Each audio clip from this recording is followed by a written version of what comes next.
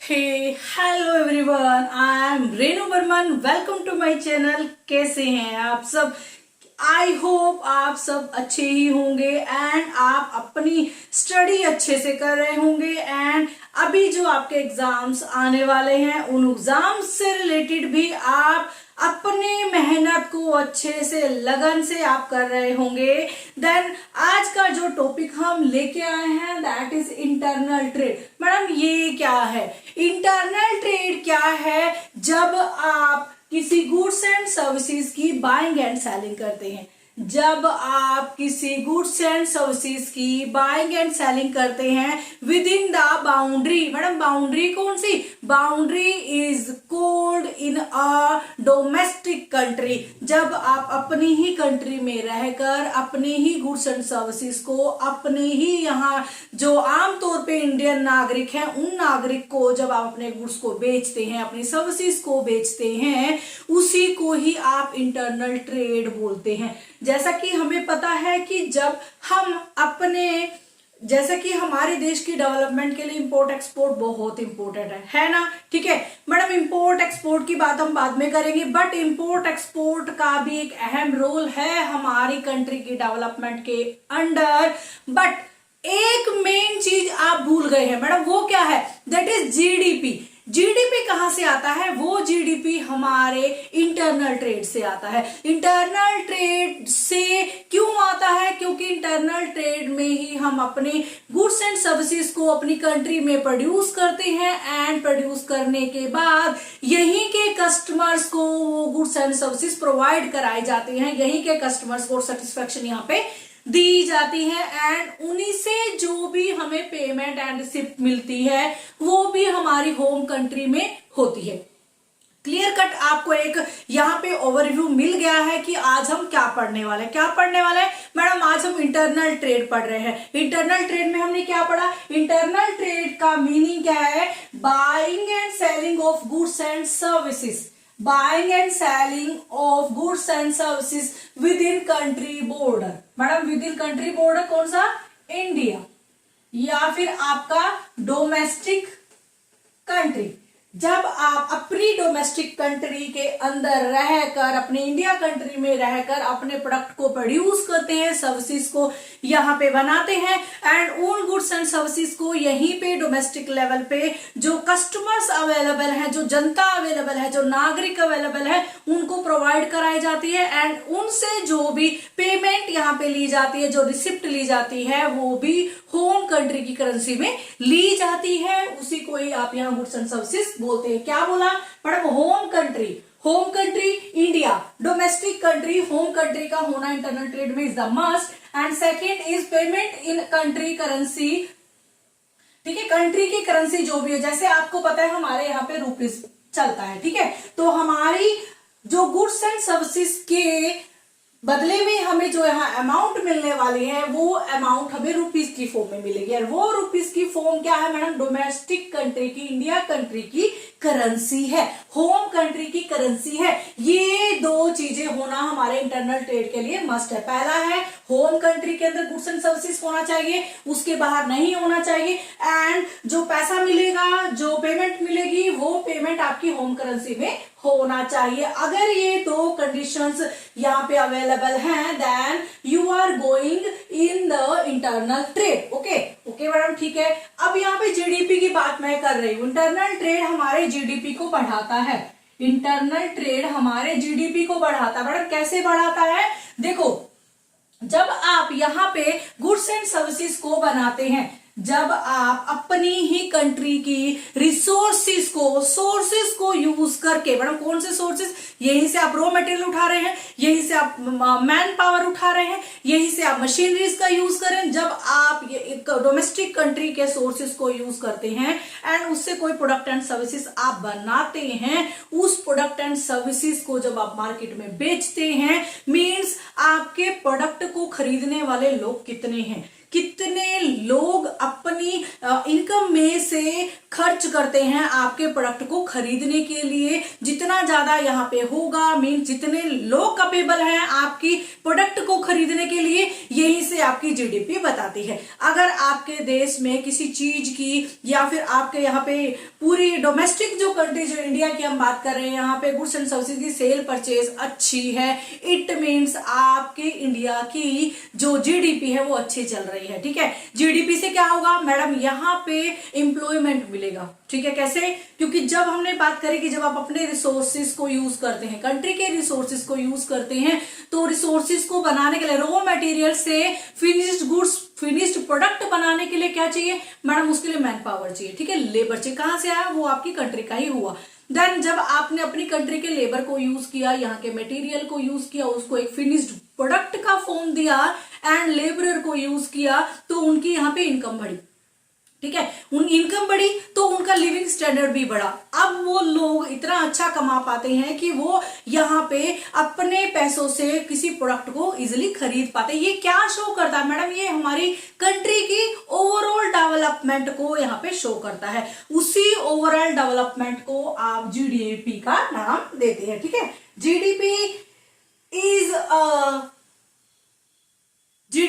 is a signal of your internal trade is going positive। ठीक है, आपका internal trade positive जा रहा है अगर आपकी जीडीपी अच्छी जा रही है। ठीक है, ओके, आई होप आपको ये समझ में आ गया होगा। देन इंटरनल ट्रेड क्या है एंड कितने टाइप का होता है। अभी हमने बात की इंटरनल ट्रेड क्या है एंड कितने टाइप का होता है। अभी ये हमें पता चल गया इंटरनल ट्रेड जो हो रहा है विद इन डोमेस्टिक लेवल पे हो रहा है, विद इन कंट्री हो रहा है, विद इन होम कंट्री हो रहा है, इंडिया में हो रहा है एंड कंट्री के बॉर्डर में ही हो रहा है। कौन कौन सा इंटरनल ट्रेड कंट्री के बॉर्डर में हो रहा है? वो दो टाइप का है। फर्स्ट है आपका होलसेल ट्रेड, देन है आपका रिटेल ट्रेड। ठीक है, इनको हम डिटेल में पढ़ते हैं, क्या है हमारा होलसेल ट्रेड एंड क्या है हमारा रिटेल ट्रेड। ओके, जैसा कि अभी हमने बात करी कि जो हमारा इंटरनल ट्रेड है वो दो टाइप का है। ठीक है, फर्स्ट हुआ आपका होलसेल ट्रेड एंड आपका रिटेल ट्रेड। मैडम होलसेल जो आपका होलसेल ट्रेड है उसके बारे में बात करते हैं। होलसेल ट्रेड जो होता है वो क्या है? जब हमारा होलसेलर, जब एक इंडिविजुअल या फिर एक बिजनेस, जब एक इंडिविजुअल या फिर एक पर्सन या फिर कोई बिजनेस मैन्युफैक्चरर से प्रोडक्ट उठाता है, मैन्युफैक्चरर से डायरेक्ट प्रोडक्ट उठाता है, वो पर्सन हमारा होलसेलर होता है। वो होलसेलर क्या करता है मैडम? वो होलसेलर एक इंडिविजुअल भी हो सकता है और एक वो बिजनेस भी हो सकता है जो मैन्युफैक्चरर से लिए हुए प्रोडक्ट एंड सर्विसेज को रिटेलर तक पहुंचाता है एंड अदर शॉपकीपर, मर्चेंट या अदर बिजनेस या फिर इंडस्ट्रीज तक या किसी इंस्टीट्यूशन तक या फिर कमर्शियल यूजेस के लिए उन प्रोडक्ट एंड सर्विसेज को अवेलेबल कराता है। ठीक है, बट वो कभी भी सामान को फाइनल कस्टमर तक नहीं पहुंचाता है। मैडम फाइनल कस्टमर्स कौन है? फाइनल कस्टमर एंड यूजर्स को बोला जाता है। जैसा कि अगर मैं मार्केट से अभी कोई प्रोडक्ट लेके, मान लीजिए मेरा केक खाने का मन है एंड मैं केक की शॉप पे जाती हूँ एंड वहां से केक लेती हूँ एंड उसको खा लेती हूँ, तो मैं उसकी फाइनल कंज्यूमर हुई, मैं उसकी फाइनल कस्टमर हुई, मैंने प्रोडक्ट खरीदा एंड उसको अपने यूज के लिए मैंने उसको यूज किया है। ठीक है, मैं फाइनल कस्टमर हूं, बट कभी भी होलसेलर फाइनल कंज्यूमर तक प्रोडक्ट नहीं पहुंचाता है। वो अपने प्रोडक्ट को अदर बिजनेस, इंडस्ट्रीज तक, कमर्शियल यूजेस के लिए, इंस्टीट्यूशन के लिए एंड रिटेलर को ही वो प्रोडक्ट को प्रोवाइड कराता है। इसके अलावा क्या करता है? याद रखना, होलसेलर कभी भी फाइनल कस्टमर तक नहीं पहुंचता है। ठीक है, होलसेलर क्या क्या काम करता है मैडम? होलसेलर और भी बहुत सारे फंक्शंस परफॉर्म करता है। यहाँ पे कौन कौन से फंक्शन मैडम? जब वो गुड्स एंड सर्विसेज की डिस्ट्रीब्यूशन की प्रोसेस से जुड़ा हुआ है, वो गुड्स एंड सर्विसेज की डिस्ट्रीब्यूशन प्रोसेस से जुड़ा हुआ है। कैसे? मैन्युफैक्चरर से प्रोडक्ट उठाता है एंड वो प्रोडक्ट अपने पास रख के उसको मॉडिफाई करके एंड या फिर उसी फॉर्म में उसको रिटेलर तक पहुंचाता है। रिटेलर तक देने के बाद रिटेलर को देता है, इंडस्ट्रीज को देता है, इंस्टीट्यूशंस को देता है, अदर बिजनेस को प्रोवाइड कराता है। जैसा भी उसको अच्छा लगे वो उसके हिसाब से अपने जो मैन्युफैक्चरर से खरीदा हुआ प्रोडक्ट है वो पहुंचाता है। वो बहुत सारे वैरायटीज ऑफ फंक्शंस यहाँ पे करता है, ठीक है, क्योंकि उसका काम ही क्या है, डिस्ट्रीब्यूशन प्रोसेस से वो जुड़ा हुआ है। वो डिस्ट्रीब्यूट करता है उस प्रोडक्ट को पर्टिकुलर पर्सन तक, ठीक है। इसके अलावा बहुत सारी एक्टिविटीज भी वो करता है, जैसे वो ग्रेडिंग करता है, कौन सा प्रोडक्ट आगे भी देने लायक है या नहीं है, या फिर किसी प्रोडक्ट में कोई इंप्रूवमेंट चाहिए, हर टाइप की वो ग्रेडिंग यहाँ पे करता है। पैकेजिंग से रिलेटेड काम भी वो करता है। अगर कोई रिटेलर है उसको ह्यूज अमाउंट में, ह्यूज लोड्स में उसको यहाँ पे प्रोडक्ट नहीं चाहिए या फिर ज्यादा मात्रा में प्रोडक्ट नहीं चाहिए, तो उसके लिए स्मॉलर लोड्स वो रेडी करता है, मीन स्मॉलर पैकेजिंग वो रेडी करता है, जिससे रिटेलर को या फिर अदर इंस्टीट्यूशंस वगैरह को कोई प्रॉब्लम ना हो, वो इजिली प्रोडक्ट को यहाँ से उठा पाए। स्टोरेज की फैसिलिटी भी होलसेलर प्रोवाइड कराता है, ट्रांसपोर्टेशन भी हमारा यहाँ पे प्रोवाइड कराता है, and product and services, product promotion करता है गुड्स एंड सर्विसेज की, कि कौन सा प्रोडक्ट आपके बिजनेस के लिए अच्छा है। आपने देखा होगा, अगर आप एक जो वॉलपेपर लगाते हैं, एक शॉप पे जाते हैं जो वॉलपेपर का काम करते हैं, उनकी शॉप पे जब आप जाते हैं तो उनकी शॉप पे एक हमेशा एक ना एक ऐसा पर्सन बैठा होता है जो अपने प्रोडक्ट को आगे प्रमोट करने आया। देखिए जी,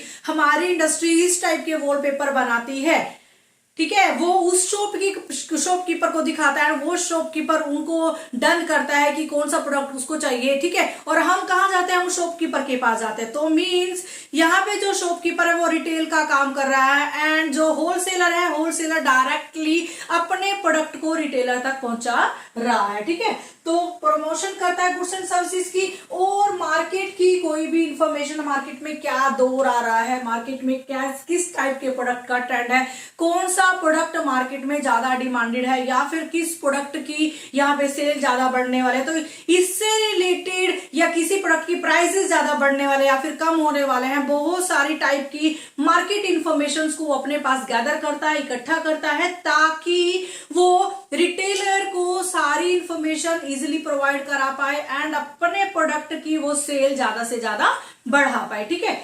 ये हमारा एक होलसेल सेलर का आपको मैंने एक इंफॉर्मेशन दी है, होलसेलर का मीनिंग बताया है कि होलसेलर क्या है। आइए इसको थोड़ा और डिटेल में पढ़ते हैं कि जो हमारा होलसेलर है वो किस किस टाइप की सर्विसेज एंड किस किस पर्सन को, किस किस पार्टी को सर्विसेज यहाँ पे प्रोवाइड कराता है, ठीक है। अभी हमने पढ़ा कि हमारा जो होलसेलर है वो क्या क्या करता है, ठीक है। होलसेलर का हमने पढ़ा कि उसका मेन काम क्या है, distribution of goods and services है, ठीक है, और इससे रिलेटेड जो भी एक्टिविटीज आती हैं वो सारी एक्टिविटीज वो करता है। एंड वो क्या क्या सर्विसेज प्रोवाइड करता है हमारा होलसेलर हमारे मैन्युफैक्चरर को एंड हमारे रिटेलर को, वो हम यहाँ पे डिटेल में पढ़ लेते हैं। अभी जैसा कि होलसेलर डायरेक्टली मैन्युफैक्चरर से जुड़ा है, मैन्युफैक्चरर से वो सामान को उठाता है, गुड्स एंड सर्विसेज को उठाता है, एंड उन गुड्स एंड सर्विसेज को रिटेलर तक या फिर अदर पार्टी तक, अदर मर्चेंट तक, इंस्टीट्यूशन तक पहुंचाता है। तो इसके अलावा और इनको क्या क्या सर्विसेज प्रोवाइड करता है, देखो सिर्फ गुड्स एंड सर्विसेज को भेजने से तो यहाँ पे काम नहीं होगा। अगर होलसेलर को, मैन्युफैक्चरर को या फिर रिटेलर को अपने इंटरेस्ट में रखना है, तो अपने साथ रखना है, तो अपने फेथ में रखना है, तो साथ साथ में कुछ सर्विसेज भी प्रोवाइड यहाँ पे करानी पड़ेंगी। क्या क्या सर्विसेज यहाँ पे प्रोवाइड करा रहा है हमारा होलसेलर, उसके रिगार्डिंग हम बात करते हैं। जो हमारा होलसेलर है वो सबसे पहले हमारे मैन्युफैक्चरर से लार्ज स्केल प्रोडक्शन उठाता है, ठीक है। कैसे मैडम, अभी हमने पढ़ा कि जो हमारा यहाँ पे होलसेलर है क्या करता है, होलसेलर यहाँ पे हमारे मैन्युफैक्चरर से सामान उठाता है एंड उस सामान को क्या करता है मैडम, उस सामान को आगे रिटेलर को एंड अदर पार्टीज को बेचता है। मींस मैन्युफैक्चरर को इतना तो गारंटी है कि जो प्रोडक्ट मैं बना रहा हूं वो सारा प्रोडक्ट मेरा होलसेलर उठा लेगा। ये फुली डिपेंडेंट है अपने होलसेलर के ऊपर हमारा मैन्युफैक्चरर। तो मैन्युफैक्चरर को होलसेलर को दी गई पहली सर्विस क्या है कि जो भी प्रोडक्शन मैन्युफैक्चरर कर रहा है, प्रोड्यूस कर रहा है, जो प्रोडक्ट एंड सर्विसेज वो लार्ज स्केल में जो भी बना रहा है उसी लार्ज स्केल में होलसेलर उससे खरीद लेता है। तो यहाँ पे जो उसके प्रोडक्ट का एब्सोल्यूट होना, खराब होना या फिर डैमेज होना होता है, वो यहाँ पे उसके 0% चांसेस हो जाते हैं। देन है बेयरिंग रिस्क। जैसे कि हम बात कर रहे हैं कि यहाँ पे होलसेलर जो है बहुत सारी गुड्स एंड सर्विसेज को अपने मैन्युफैक्चरर से खरीदता है, एंड मैन्युफैक्चरर से खरीदने के बाद उनको वेयर हाउसेस में रखता है। वेयर हाउसेस में रखने से उसकी स्पॉइलेज का, उसकी थेफ्ट का एंड बहुत फायर का एंड बहुत सारी ऐसी चीजें, बहुत सारे ऐसे रिस्क दूर हो जाते हैं जो एक मैन्युफैक्चरर के माइंड में हमेशा रहते हैं। तो मैन्युफैक्चरर के बिहाफ पे रिस्क कौन उठा रहा है? मैडम हमारा होलसेलर उठा रहा है। देन है थर्ड फाइनेंशियल असिस्टेंस। यहाँ पे जो कैश पेमेंट करी जाती है मैन्युफैक्चरर को, ठीक है, मैन्युफैक्चरर को जो भी प्रोडक्ट खरीदा जाता है, मैन्युफैक्चरर से डायरेक्टली होलसेलर जो भी प्रोडक्ट खरीदता है उसकी पेमेंट वो कैश पेमेंट में मोस्टली करता है, जिसकी वजह से उसके पास हमेशा कैश की अवेलेबिलिटी रहती है, फंड की अवेलेबिलिटी रहती है, क्योंकि उसे आज ही प्रोडक्ट को प्रोड्यूस नहीं करना है, प्रोडक्ट को कंटिन्यूसली उसको कंटिन्यूटी में रखना है प्रोडक्शन को। उसके लिए उसके पास कैश होना, पैसे होना, फंडिंग होना बहुत जरूरी है। एंड ये फाइनेंशियल असिस्टेंस भी आपका होलसेलर प्रोवाइड करा देता है। फोर्थ है आपका एक्सपर्ट एडवाइस। यहाँ पे जो होलसेलर है डायरेक्टली रिटेलर से कांटेक्ट में रहता है, तो रिटेलर जो है कस्टमर से यहाँ पे डायरेक्टली कांटेक्ट में रहता है। कस्टमर को क्या चाहिए रिटेलर को पता है, एंड रिटेलर वो सारी इंफॉर्मेशन होलसेलर को देता है, एंड होलसेलर वो सारी इंफॉर्मेशन मैन्युफैक्चरर तक पहुंचा जाता है। तो सारी एक्सपर्टाइज यहाँ पे जो एडवाइजमेंट है वो होलसेलर के थ्रू मैन्युफैक्चरर तक पहुंच जाती है। देन है हेल्पिंग इन मार्केट फंक्शन।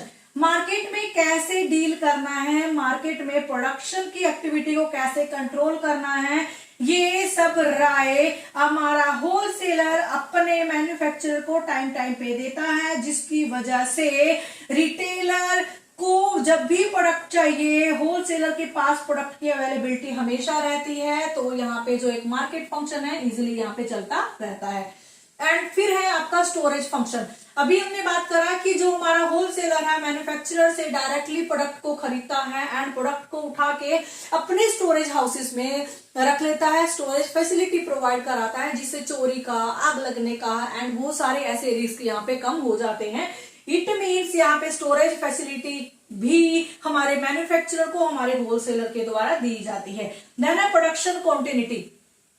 अब प्रोडक्शन की कॉन्टिन्यूटी कैसे है? ज्यादा से ज्यादा product and services manufacturer wholesaler को देता है, होलसेलर रिटेलर को देता है, रिटेलर मार्केट में बेचता है। मार्केट में उस प्रोडक्ट से रिलेटेड नीड हमेशा बनी रहे, इसके लिए होलसेलर आपने अभी इसके फंक्शंस में, इसके एक्टिविटी में पढ़ा, वो प्रोडक्ट की गुड्स एंड सर्विसेज की प्रमोशन भी करता है, जिसकी वजह से product and goods and services की उस प्रोडक्ट की जो क्वांटिटी है, डिमांड जो है उसकी हमेशा बनी रहती है।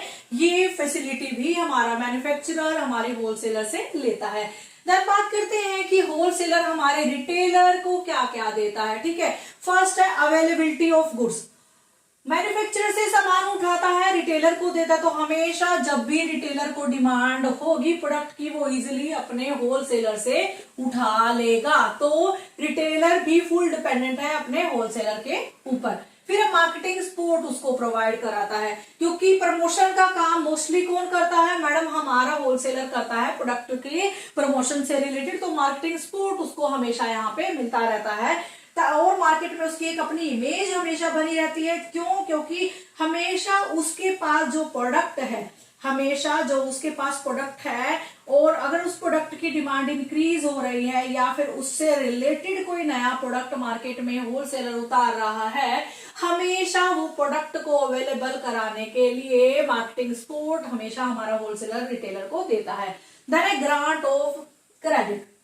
यहाँ पे जो हमारा होलसेलर है हमारे रिटेलर को क्रेडिट भी देता है, उधार पे भी सामान देता है। उधारी पे सामान देने की वजह से जो हमारा रिटेलर है उसको तुरंत पेमेंट नहीं करनी पड़ती, एंड जब भी प्रोडक्ट बिकेगा, वो प्रोडक्ट सेल होगा, उस प्रोडक्ट से जो भी फाइनेंशियल असिस्टेंस मिलेगी, वो फाइनेंशियल असिस्टेंस, वो फंडिंग ऑटोमेटिकली रिटेलर से मैन्युफैक्चरर तक चली जाएगी। तो यहाँ पे ग्रांट ऑफ क्रेडिट भी इजिली अच्छा अवेलेबल है।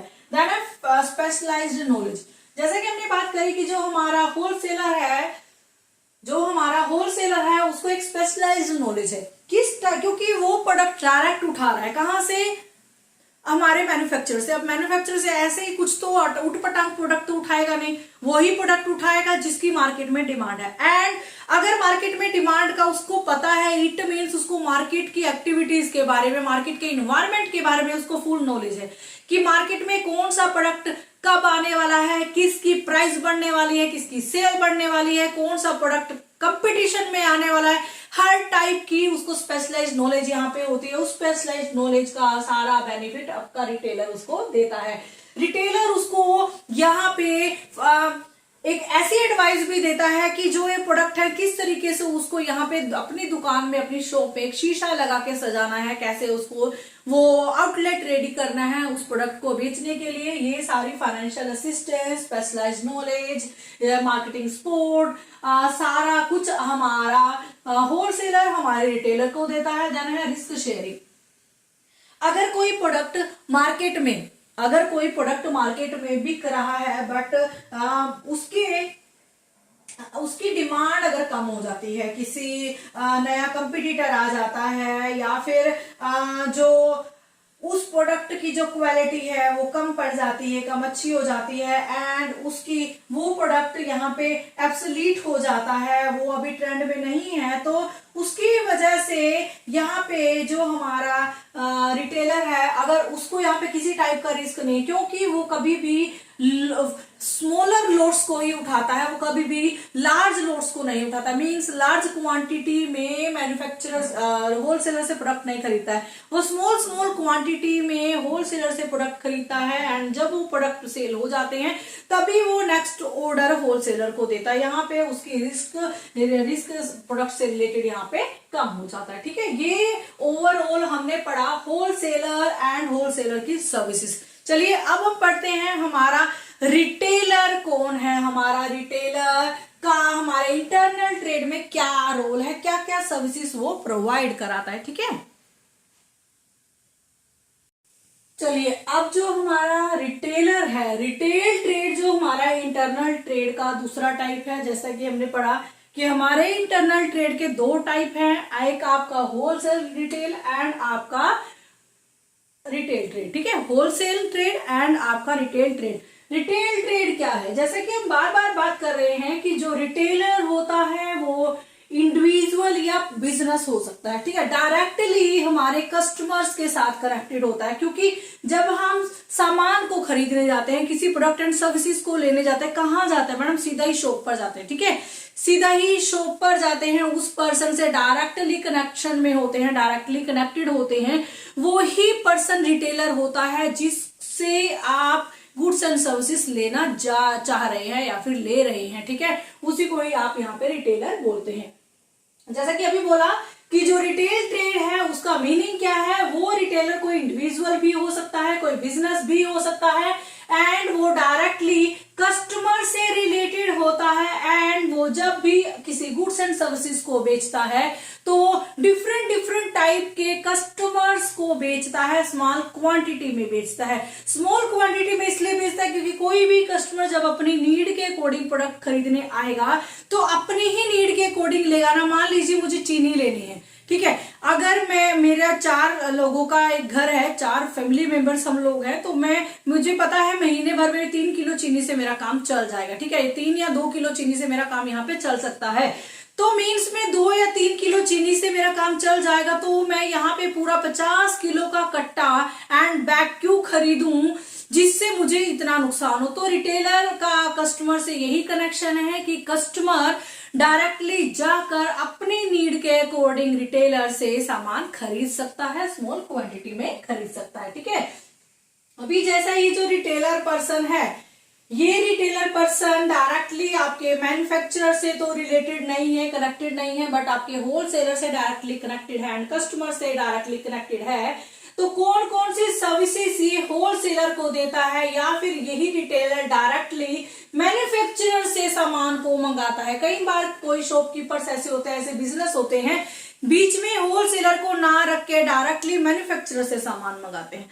जब आप डायरेक्टली मैन्युफैक्चरर से सामान मंगाते हैं तो वहां पे जो आपका होलसेलर, वहां से आपका जो स्टेप है कट हो जाएगा, वो पर्सन ही यहां से कट हो जाएगा। आप डायरेक्टली मैन्युफैक्चरर एंड रिटेलर के बीच में डीलिंग होगी, ठीक है। एंड रिटेलर किसके थ्रू, किसके लिए प्रोडक्ट खरीदेगा, कस्टमर के लिए। तो यहाँ पे तीन पर्सन का यहाँ पे कैटेगरी बनेगा। पहला आपका मैन्युफैक्चरर, देन आपका रिटेलर, देन आपका कस्टमर, ठीक है। तो अब हम यहाँ पे तीन पार्टी इन्वॉल्व हमने कर दी रिटेल के यहाँ पे इंटरनल ट्रेड में। तो अगर हम मैन्युफैक्चरर से रिलेटेड या फिर होलसेलर भी किसी ना किसी रूप से हमारा रिटेलर कनेक्टेड है, ठीक है, क्या क्या सर्विसेज प्रोवाइड कराता है। पहला वो help in distribution of goods. जैसे कि मैं बार बार बोल रही हूं कि आपका जो रिटेलर है डायरेक्टली कस्टमर से कनेक्शन में है। किससे कनेक्शन में, कस्टमर से कनेक्शन में है। तो वो बार बार सामान मंगवाता है स्मॉल क्वांटिटी में, स्मॉल लोड्स में, और उन स्मॉल क्वांटिटी को डिफरेंट टाइप के कस्टमर्स को कस्टमर की नीड के अकॉर्डिंग सामान को बेचने में हेल्प करता है। तो ये हेल्प उसकी मैन्युफैक्चरर एंड होलसेलर के लिए एक बहुत बड़ी हेल्प है, ठीक है। Then personal selling. कभी कभी यहाँ पे रिटेलर पर्सनल सेलिंग भी करता है। वो एडवाइस करता है कि आप ये प्रोडक्ट खरीदिए, ये प्रोडक्ट आपके लिए बेनिफिशियल होगा। मान लीजिए एक शॉपकीपर के पास जाती हूँ, अभी जैसे सर्दी का मौसम है तो मैं सर्दी के मौसम में बोल रही हूँ कि ऐसा एक कोल्ड क्रीम दिखाइए जो मेरी फेस के लिए अच्छा हो, जिससे मेरे फेस पे ज्यादा ऑयली स्किन मेरी ना हो। तो वो खुद ही रिकमेंड कर देगा। तो वो एक पर्सनल सेलिंग का यहाँ पे एक हेल्प भी देता है, ठीक है। एंड पर्सनल सेलिंग किस तरीके से वो मैन्युफैक्चरर होलसेलर के बिहाफ पर भी प्रोडक्ट को सेल करता है। Enabling large scale production. अब वो जब कस्टमर को अच्छी सर्विसेज प्रोवाइड करता है तो कस्टमर की भीड़ उसकी शॉप पे लगी रहती है। कस्टमर्स उस रिटेलर से ज्यादा जुड़े। ज्यादा से ज्यादा रिटेलर जुड़ने से क्या होगा मैडम, ज्यादा से ज्यादा रिटेलर से जुड़ने से क्या होगा, कस्टमर उस प्रोडक्ट की नीड ज्यादा करेंगे एंड उस प्रोडक्ट की नीड ज्यादा होगी तो किसी ना किसी फॉर्म में वो लार्ज स्केल प्रोडक्शन को हेल्प करेगा। यहाँ पे होलसेलर एंड मैन्युफैक्चरर का काम बढ़ जाएगा और उसके लिए यहाँ पे एक बहुत अच्छा पॉइंट है। Collecting market information. Directly customer से जुड़े होने का यहाँ पे एक मेन फायदा यहाँ है कि मार्केट से रिलेटेड, प्रोडक्ट से रिलेटेड कोई भी इंफॉर्मेशन अगर यहाँ पे है, वो सारी इंफॉर्मेशन रिटेलर के पास अवेलेबल है। कस्टमर को किस टाइप का प्रोडक्ट पसंद है, कस्टमर को किस प्राइस में प्रोडक्ट पसंद है, कस्टमर की नीड किस टाइप से चेंज होते हैं, कब किस टाइम पे किस टाइप का प्रोडक्ट उसको डिमांड में रहता है, हर टाइप की इंफॉर्मेशन आपके रिटेलर के पास रहती है। एंड वो सारी इंफॉर्मेशन मैन्युफैक्चरर एंड होलसेलर के लिए बहुत ही बेनिफिशियल होती है प्रोडक्ट को मैन्युफैक्चर करने के लिए, प्रोडक्ट को सेल करने के लिए। Help in promotion. जैसा कि आपको पता है दुकान वाले कांच का एक बॉक्स रखते हैं, उसमें मेन कॉर्नर पे, मेन जो उसका वहां पे दुकान पे मेन कॉर्नर होता है, उस कॉर्नर पे वो प्रोडक्ट से रिलेटेड या प्रोडक्ट ही वहां पे लगा देता है या प्रोडक्ट से रिलेटेड इंफॉर्मेशन लगा देता है, आउटलेट लगा देता है, जिससे आप प्रोडक्ट के बारे में आइडिया आपको मिल जाता है। तो ये एक प्रमोशन का हेल्प भी करता है। एंड रिटेलर क्या करता है, रिटेलर मैडम कस्टमर से डायरेक्टली कनेक्ट होने की वजह से वो कस्टमर्स को भी बहुत सारी सर्विसेज प्रोवाइड करता है। क्या सर्विसेज प्रोवाइड करता है, यहाँ पे कस्टमर के लिए रेगुलर प्रोडक्ट अवेलेबल है। कस्टमर जब भी कस्टमर को नीड हो, अपनी नीड के अकॉर्डिंग आकर प्रोडक्ट को कभी भी खरीद सकता है। अगर कस्टमर को कोई न्यू प्रोडक्ट चाहिए, न्यू प्रोडक्ट के रिलेटेड इंफॉर्मेशन चाहिए, वो प्रोडक्ट कैसा है, उसके रिव्यूज कैसे हैं, तो कस्टमर डायरेक्टली उस रिटेलर से पूछ सकता है, बता सकता है कि ये प्रोडक्ट मेरा ज्यादा सेल में हो रहा है कि और मुझे अभी तक इससे रिलेटेड कोई भी शिकायत नहीं मिली है। तो न्यू प्रोडक्ट की इंफॉर्मेशन भी इजीली कस्टमर को प्रोवाइड हो जाती है रिटेलर के थ्रू। कन्वेंस एंड बाइंग, अब कस्टमर को खरीदने के लिए कहीं पे भी जाने की जरूरत नहीं है, डायरेक्टली उसकी शॉप पे आएगा एंड प्रोडक्ट को खरीद सकता है, उसके लिए कन्वीनियंट हो गया है। अब कस्टमर के लिए वाइड सिलेक्शन भी हो गया है, shop varieties of different product से भरी हुई है। कस्टमर अपनी नीड के अकॉर्डिंग जो भी प्रोडक्ट उसको पसंद हो उस प्रोडक्ट के अकॉर्डिंग उस प्रोडक्ट को अपनी नीड के अकॉर्डिंग खरीद सकता है। तो कस्टमर के पास अब वाइड सिलेक्शन हो गई है, वो कुछ भी प्रोडक्ट एक ही दुकान से खरीद सकता है, उसको डिफरेंट शॉप पे जाने की कोई जरूरत नहीं है। After sale services, after sale services में क्या होता है, अब अगर कस्टमर को किसी प्रोडक्ट से रिलेटेड कोई यहाँ पे इशू आ गया है, वो दुकान के पास आया क्योंकि उसने प्रोडक्ट डायरेक्टली रिटेलर से खरीदा है, डायरेक्टली शॉपकीपर से खरीदा है, तो रिटेलर अब उसको यहाँ पे आफ्टर सेल सर्विसेज देने से मना नहीं करेगा। एंड अगर कोई रिटेलर अपने कस्टमर को आफ्टर सेल सर्विसेज प्रोवाइड करता है, इट मीन्स वो अपने कस्टमर के साथ अच्छी बॉन्डिंग बना रहा है और आने वाले टाइम में भी उन कस्टमर्स को नए प्रोडक्ट के लिए अट्रैक्ट करके रखा हुआ है, बांधे रखा हुआ है, एंड नए कस्टमर्स भी इसी वे से वो यहाँ पे कनेक्ट करता है। तो आफ्टर सेल सर्विसेज का यहाँ पे बहुत बड़ा बेनिफिट कस्टमर्स को हो जाता है। प्रोवाइड क्रेडिट फैसिलिटी, अब कस्टमर्स का क्या है कि कोई कस्टमर कैश पेमेंट कर रहा है, कोई बल्क में अगर कोई प्रोडक्ट खरीद रहा है तो वो बाद में प्रोडक्ट के पैसे दे रहा है, बाद में पेमेंट कर रहा है, तो रिटेलर अपने कस्टमर का फेथ किसी ना किसी तरीके से बना के रखना चाहता है। वो हर टाइप की क्रेडिट फैसिलिटी, प्रोडक्ट को उधार भी दे देता है और उसकी पेमेंट बाद में भी ले लेता है। ये सारी फैसिलिटीज कस्टमर को रिटेलर के द्वारा ही समझ में आती हैं। आई होप आप सभी को इंटरनल ट्रेड का जो फुल ऑन चैप्टर है आपको अच्छे से समझ में आया होगा। अब ये था हमारा इंटरनल ट्रेड का चैप्टर जिसमें हमने इंटरनल ट्रेड के बारे में पढ़ा एंड इंटरनल ट्रेड के टाइप्स जो हमारे होलसेल एंड रिटेल को भी हमने डिटेल में पढ़ा है। चलिए, थैंक यू सो मच। आज के लिए मिलते हैं नेक्स्ट लेक्चर में। नेक्स्ट लेक्चर में हम लोग इंटरनल ट्रेड में जो रिटेल ट्रेड है उसके क्या टाइप्स है, कितनी टाइप से उसको कैटेगराइज्ड किया हुआ है, वो सब यहाँ पे हम डिटेल में करते हैं। जुड़े रहिए। Thank you so much.